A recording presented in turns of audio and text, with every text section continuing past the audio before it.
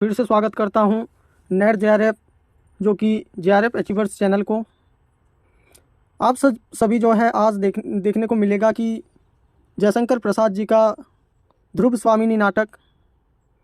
आप इस तरह के नए नए वीडियोस जो कि यूजीसी नेट के पाठ्यक्रम में लगा हुआ है, इस तरह का वीडियो देखना चाहते हैं तो इस चैनल को लाइक शेयर एंड सब्सक्राइब करना ना भूलें और इस नंबर के साथ संपर्क करें जिससे कि आपको जो है एक ग्रुप के साथ जोड़ दिया जाएगा, जिसमें से आप जो है हिंदी साहित्य जो चैनल के अंदर आप जो है मिल पाएंगे। जेआरएफ अचीवर्स चैनल के साथ आप पूरी तरीके से जुड़ पाएंगे।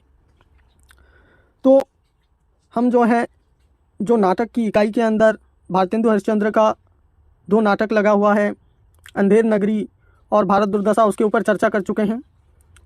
और इससे पहले हम ध्रुव स्वामिनी से पहले उससे पहले जो 2 नाटक लगा हुआ है उस नाटक के ऊपर भी चर्चा कर चुके हैं। उसका जो है आपको प्लेलिस्ट के अंदर उस नाटक का लिंक दे दिया जाएगा। स्कंदगुप्त नाटक और आपका 2 नाटक का जो है लिंक दिया जाएगा, आप उससे जुड़ सकते हैं। तो ध्रुव स्वामिनी नाटक को प्रारंभ करते हैं और इसका प्रकाशन वर्ष जो है जानने की कोशिश करते हैं। ध्रुव स्वामिनी का प्रकाशन वर्ष है 1933। 1933 में ध्रुव स्वामिनी नाटक लिखा गया और इस नाटक के अंदर 3 अंक हैं। ये अगर पूछा जाए तो आप बोल सकते हैं कि 3 अंक हैं। इसको अगर आप कब लिखा गया इसको याद रख लेते हैं तब आपको और भी सुविधा हो जाएगा कि इसका अंक कितना है। इससे ही रिलेट होता है कि 1933 और ये लास्ट में जो 3 है इससे ही आप जो है अंक मान सकते हैं। दृश्य भी इसका 3 ही दृश्य है। कितने दृश्य हैं अगर पूछा जाए तो आप बोल सकते हैं कि 3 दृश्य हैं। प्रत्येक अंक में 1 दृश्य। नाटक में कुल कितने गीत हैं? 4 गीत हैं। नाटक की नायिका जो कि ध्रुव स्वामिनी है।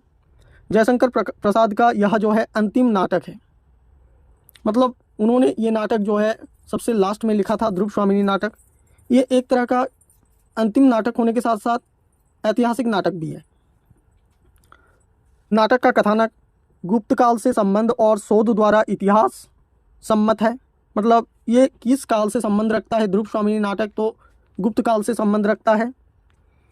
और प्रसाद जी के अनुसार विशाखा दत्त द्वारा रचित संस्कृत नाटक देवी चंद्रगुप्त में यह घटना अंकित है। इस घटना किसमें अंकित है?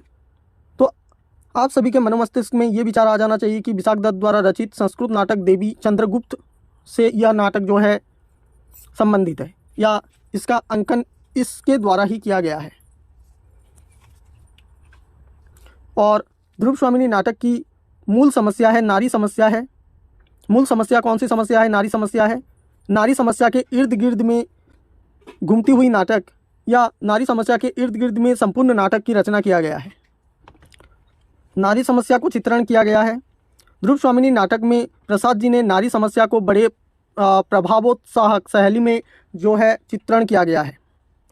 प्रसाद जी ने ध्रुव स्वामिनी के माध्यम से स्त्री अस्मिता का रक्षा करने के भरपूर प्रयास किया गया है। स्त्री को हम पहले से ही देखते आ रहे हैं कि स्त्री को एकदम से पूर्ण रूप से विरहित माना गया है या पूर्ण रूप से रहित माना जा करके पुरुष सत्ता समाज के अंदर चल रहा है ये।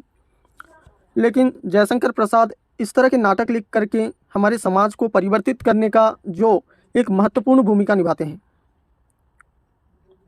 ये जो है भावोत्पादक शैली में लिखा हुआ या एक पूर्ण ऐतिहासिक नाटक के रूप में लिया गया है। प्रसाद जी ने ध्रुव स्वामिनी नाटक में नारी को वीर, साहसी और गौरवान्वित रूप प्रस्तुत किया है। आपको इस तरह का भी क्वेश्चन पूछा जा सकता है कि प्रसाद जी ने ध्रुव स्वामिनी नाटक के अंदर किस कथावस्तु के ऊपर चर्चा किया हुआ है? तो आप बोल सकते हैं कि नारी की अस्मिता की रक्षा, नारी को वीर और साहसी और गौरवान्वित करने के ऊपर जो है चर्चा किया है। ध्रुव स्वामिनी नाटक में नाट्य कला के सभी तत्वों का सुंदर संयोजन हुआ है और संकलन, त्रय और अभिनेता की दृष्टि से भी यह एक उत्कृष्ट नाट्य कृति सिद्ध होता है। ये नाटक के ऊपर बहुत ही सुंदर संयोजन हुआ है और इसका दृष्टि और इसका नाट्य कृति बहुत ही ऐतिहासिक पूर्ण समाज को लेकर के रचा गया। और अभी के पाठक जब इस नाटक को पढ़ते हैं, ध्रुव स्वामिनी नाटक को, तो उसमें पूरी तरीके से रम जाते हैं। वर्तमान युग में विभिन्न सामाजिक समस्याओं को लेकर नाटक के माध्यम से प्रस्तुत किया गया है। ये वर्तमान समस्याओं को जोड़ने के साथ साथ हमारे दैनंदिन जीवन में जो कुछ भी घटनाएं घटती हैं उसके ऊपर से ये नाटक अति महत्वपूर्ण स्थान ग्रहण करता है। ध्रुव स्वामिनी नाटक के माध्यम से प्रसाद जी ने अतीत और वर्तमान को देखकर भविष्य का जो निर्माण करते हैं। मतलब ध्रुव स्वामिनी एक ऐतिहासिक नाटक होने के साथ साथ इसमें जो अतीत का वर्णन होता है, अतीत के वर्णन के साथ साथ वो वर्तमान को जोड़ते हैं और वर्तमान को जोड़ करके वो भविष्य को देखने की कोशिश करते हैं। ये एक महत्वपूर्ण क्वेश्चन हमारे सामने बन करके आ रहा है कि किस तरह से ये अतीत को जो है जोड़ करके भविष्य को देखने की कोशिश किस नाटक में किया गया है। तो आप बोल देंगे कि ध्रुव स्वामिनी नाटक के अंदर किया गया है। आगे अब बढ़ते हैं और देखते हैं कि प्रसाद जी ने ऐतिहासिक यथार्थ को दृष्टि में रखकर राष्ट्र की सुप्त आत्मा को जगाने का प्रयत्न किया है। सुप्त मतलब राष्ट्र पूरी तरीके से सोया हुआ था और उनका ऐतिहासिक यथार्थ यह कहा जाता है कि वो जो सुप्त आत्मा है हमारे राष्ट्र प्रेम का, उसको जगाने का प्रयत्न प्रसाद जी ने ध्रुव स्वामिनी नाटक में किया है। ध्रुव स्वामिनी की पहली पंक्ति ही प्रसाद के जीवन दर्शन और कृति के उद्देश्य को स्पष्ट कर देती है। पुरुष की कठोरता और नारी का अबलापन, पुरुष का प्रमुख और स्त्री की दास्ता, यही आसमानता नाटक का बीज है। इस पंक्ति के आधार पर वो कहते हैं, इस नाटक के आधार पर कहते हैं कि पुरुष की कठोरता और नारी का अबलापन, ये दोनों प्रमुख और असमानता इस नाटक के आधार पर देखने को मिलता है। स्त्री की वीरत्व का वर्णन, स्त्री की साहसिकता का वर्णन और नारी की गौरवान्वित करने वाले बात जो है इसमें कहा गया है। इस नाटक के पात्र क्रमशः इस प्रकार हैं। प्रमुख पात्र की चर्चा करें तो कौन कौन है, इसमें दो तरह से इन पात्रों को जो है डिवाइड किया जा सकता है। पहला है पुरुष पात्र और दूसरा है स्त्री पात्र। पुरुष पात्र के अंदर प्रमुख हैं चंद्रगुप्त, रामगुप्त, शिखर स्वामी, सकराज, मिहिरदीप। कौन कौन है फिर से हम देखते हैं, चंद्रगुप्त, रामगुप्त, शिखर स्वामी, सकराज, मिहिरदीप। स्त्री पात्र के अंदर प्रमुख पात्र हैं ध्रुव स्वामिनी, कोमा, मंदाकिनी। ये तीनों जो है बहुत ही महत्वपूर्ण पात्र जो है यहाँ पे सामने रखा गया है। आपको पात्र में से किस तरह का क्वेश्चन आएगा कि निम्न में से कौन कौन से पात्र ध्रुव स्वामिनी में से संकलित हैं या कौन कौन से पात्र ध्रुव स्वामिनी के हैं। पहला है स्कंदगुप्त, रामगुप्त, शिखर स्वामी, कोमा। इनमें से चयन करना है कि आपको कौन कौन से पात्र जो है ध्रुव स्वामिनी नाटक के हैं या कौन से पात्र ध्रुव स्वामिनी नाटक से संदर्भित नहीं है। तो आप बोल देंगे कि स्कंदगुप्त। इस तरह के क्वेश्चन आपके सामने देखने को मिलेगा, तब आप जो है इस पात्र को याद रखना बहुत ही महत्वपूर्ण बन जाता है। तो पात्र योजना को देखने के बाद हम नाटक के उद्देश्य के ऊपर बात करते हैं। नाटक लिखने के ऊपर जयशंकर प्रसाद जी का महत्वपूर्ण उद्देश्य क्या था वो देखते हैं। इतिहास को पुनर्निर्मित करने की आकांक्षा यहाँ पे देखने को मिलता है। अतीत के सांस्कृतिक चित्रण की भावना यहाँ पे उजागर होता है। राष्ट्रीय चेतना, जातीय गौरव आदि से प्रेरित होकर इतिहास के आदर्श चरित्रों की स्थापना इसमें किया गया है। उसके बाद वर्तमान समस्याओं का अतीत के माध्यम से प्रस्तुतिकरण और उनका समाधान निकालने की चेष्टा। मतलब वर्तमान जो समस्याएं घटित हो रहा है उन सभी समस्याओं को लेकर के अतीत के माध्यम से जोड़ करके प्रस्तुत करना और उसको समाधान प्रदान करना इस नाटक के अंदर प्रस्तुत करते हैं जयशंकर प्रसाद जी। आखिरी है मानव जीवन की रोचक रूप में व्याख्या करना इस नाटक में प्रस्तुत किया गया है या इस नाटक का उद्देश्य है।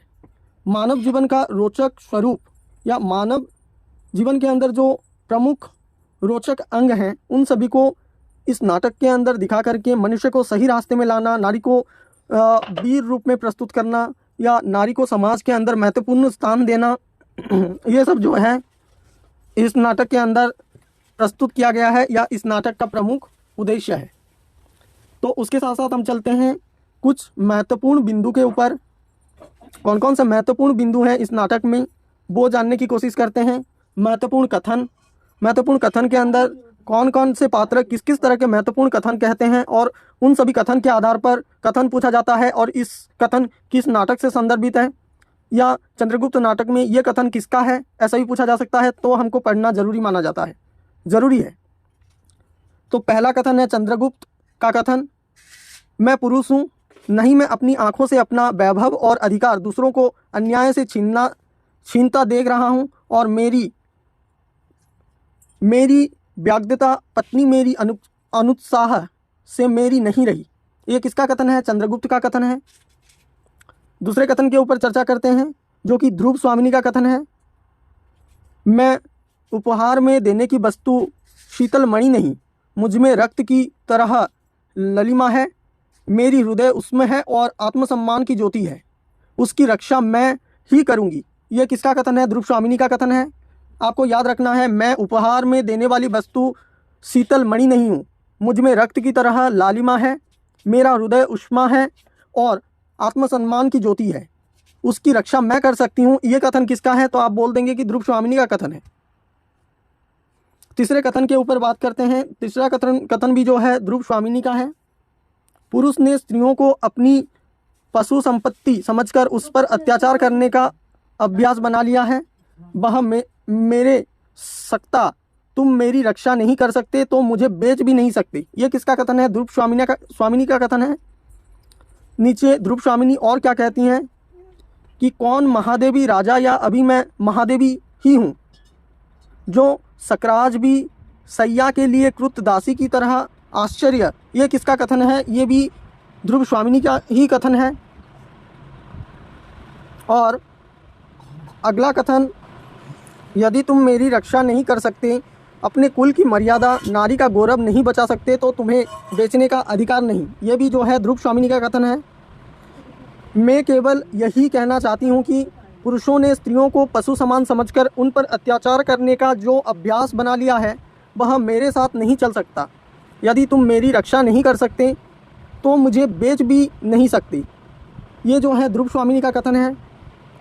अगला देखते हैं मंदाकिनी का कथन, अमात्य यह कैसी व्यवस्था है, तुम मृत्युदंड के लिए उन्मुक्त महादेवी आत्महत्या करने के लिए प्रस्तुत, फिर यह हिंसक क्यों? एक बार अंतिम बल परीक्षा कर देखो, बेचोगे तो राष्ट्र और सम्मान ही बेचोगे, नहीं तो सर्वनाश। ये किसका कथन है? ये जो है मंदाकिनी का कथन है। और एक मंदाकिनी का कथन के ऊपर हम नज़र डालते हैं, राजा का भय मंदा का गला नहीं घोंट सकता। राजा का भय मंदा का गला नहीं घोंट सकता। तुम लोगों में यदि कुछ भी बुद्धि होती तो इस अपनी कुल मर्यादा नारी को शत्रु के दुर्ग में यूं ना भेजती। भगवान ने स्त्रियों को उत्पन्न करके ही अधिकारों से वंचित किया है, किंतु तुम लोगों की दस्युवृत्ति ने उन्हें लूटा है। यह किसका कथन है? यह मंदाकिनी का कथन है। आगे की ओर बढ़ जाते हैं और चंद्रगुप्त का कथन यहाँ पे नज़र में लाते हैं। मैं पुरुष हूँ, नहीं मैं अपनी आँखों से अपना वैभव और अधिकार दूसरों को अन्याय से छीनता देख रहा हूँ, और मेरी व्याग्रता पत्नी मेरी अनुत्साह से मेरी नहीं रही। यह किसका कथन है? यह चंद्रगुप्त का कथन है। उसके बाद ध्रुव स्वामिनी का कथन, किस तरह से ये कथन आता है, मैं उपहार में देने की वस्तु शीतल मणि नहीं हूँ। ये कथन हम पहले देख चुके हैं। ये जो है ध्रुव स्वामिनी का कथन है। उसके बाद आगे की ओर बढ़ जाते हैं और देखते हैं कि और कौन से प्रमुख कथन हैं। और एक प्रमुख कथन के ऊपर हम चर्चा करते हैं, ध्रुव स्वामिनी का कथन, यदि तुम मेरी रक्षा नहीं कर सकते, अपने कुल मर्यादा, नारी का गौरव नहीं बचा सकते तो तुम्हें बेचने का अधिकार नहीं है। यह जो है ध्रुव स्वामिनी का महत्वपूर्ण कथन है। इस तरह से महत्वपूर्ण कथन पूछा जाएगा और हमको उसमें से सही कथन या सही पात्र के ऊपर हमको टिक करना है। थोड़ा आगे बढ़ कर के हम देखते हैं कि नाटक का सारांश किस तरह से है। नाटक की सारांश को जानने की कोशिश करते हैं। नाटक के सारांश के अंदर हम बात करते हैं कि किस तरह से इस नाटक को जयशंकर प्रसाद जी ने गढ़ा है। आपको ये नाटक कब लिखा गया है ये याद हो गया होगा, 1933 में लिखा गया है। इसका कुल अंक कितना है? 3 ठो अंक हैं। और दृश्य कितना है? 3 ठो दृश्य है, ये याद रखना है। इस नाटक के ऊपर हम चर्चा करते हैं और देखते हैं कि नाटक का सारांश क्या है।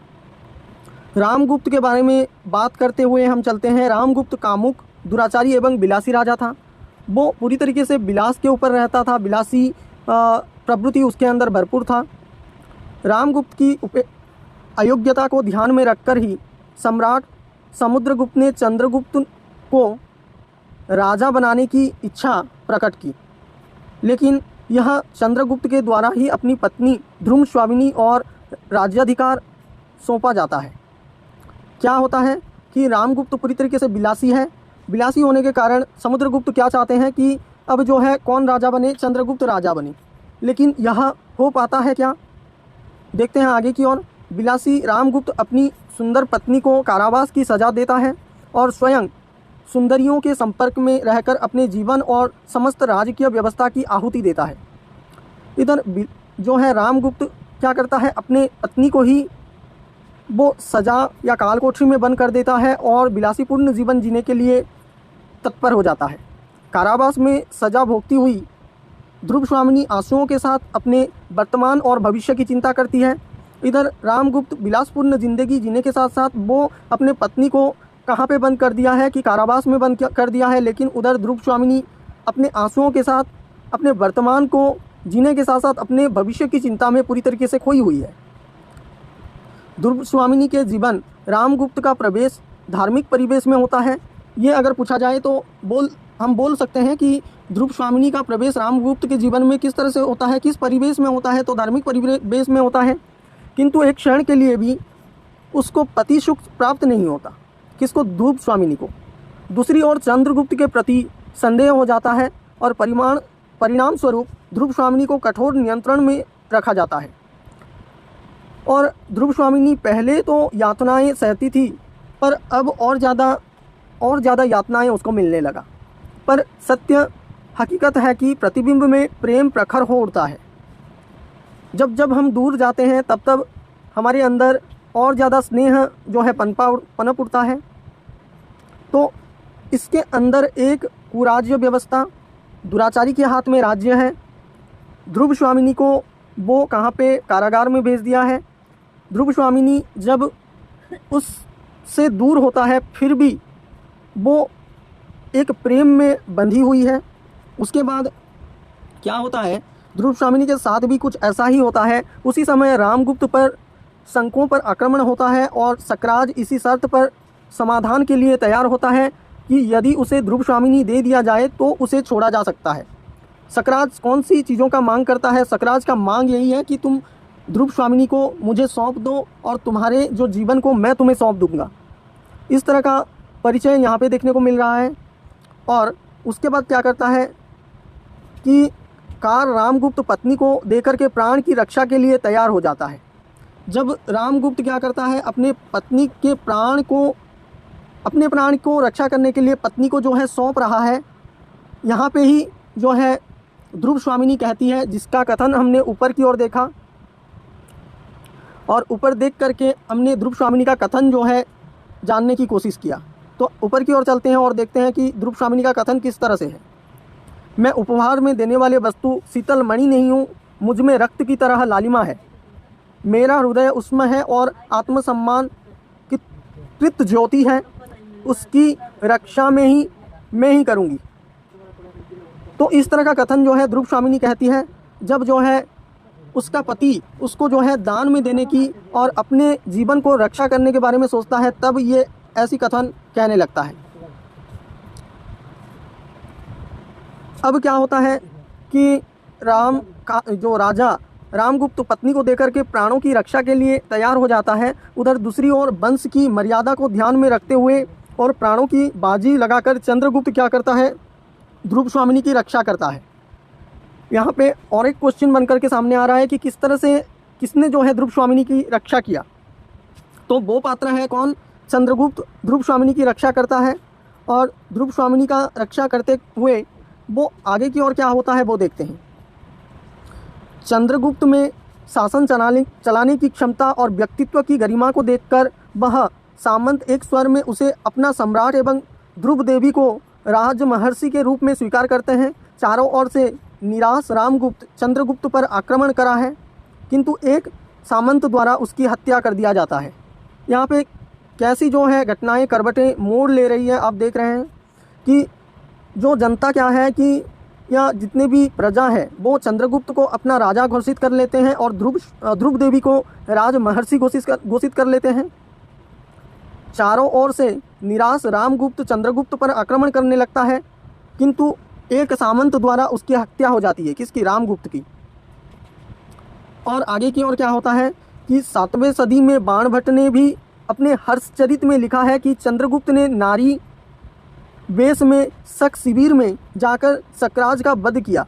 प्रसाद जी ने इसे स्वीकार करते हुए भूमिका में लिखा है कि भूमिका ने किस तरह से भूमिका वो प्रस्तुत करते हैं। 7वें सदी का बाणभट्ट के जो हर्षचरित कृति है उसके ऊपर वो कहते हैं कि चंद्रगुप्त का परकलवत कामुक सक्राज को मारना और ध्रुव स्वामिनी नहीं रह गया।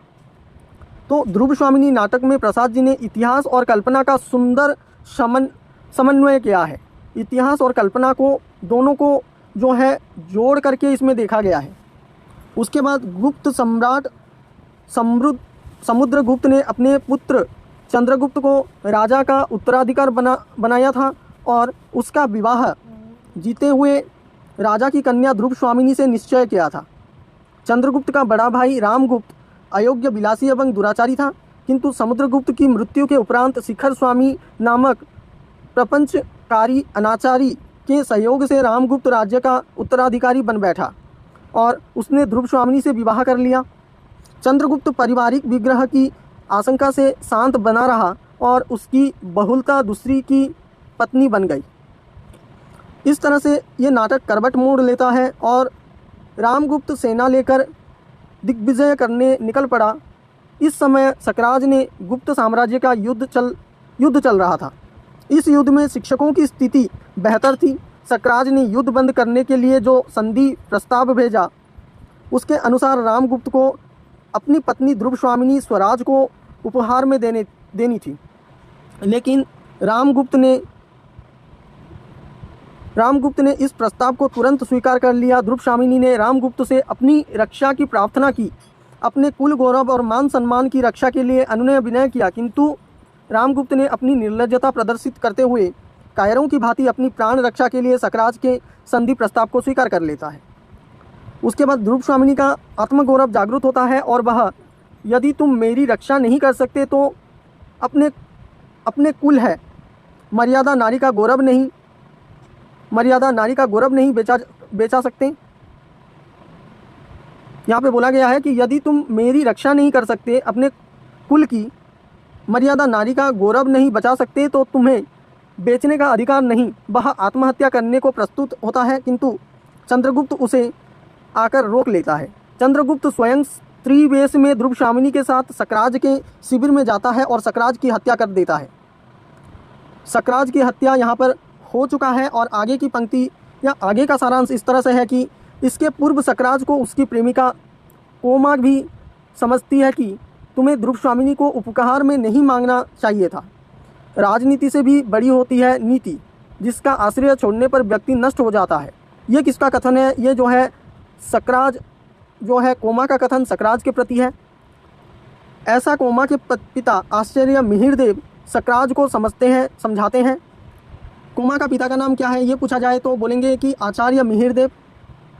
आचार्य मिहिरदेव सक्राज को समझाते हैं, किंतु वह उनका तिरस्कार करता है या बात नहीं मानता और कोमा के प्रेम को भी ठुकरा देता है। और शकदुर्ग पर अधिकार कर लेने का समाचार सुनकर रामगुप्त के सैनिक वहां पहुंचकर क्रूरता प्रदर्शित करते हुए मारकाट करने लगते हैं और कोमा तथा उसके पिता दोनों ही मारे जाते हैं। ध्रुव स्वामिनी के प्रेरणा पर चंद्रगुप्त अपने भाई रामगुप्त का मुखर विद्रोह करता है और ध्रुव स्वामिनी रामगुप्त जैसी क्लीब को अपना पति मानने से इनकार कर देता है। और अंत में धर्म परिषद का आह्वान किया जाता है और उसमें पुरोहित अपना निर्णय देते हुए कहता है कि विवाह की विधि ने दो देवी ध्रुव स्वामिनी और रामगुप्त को एक भ्रांतिपूर्ण बंधन में बांध दिया था।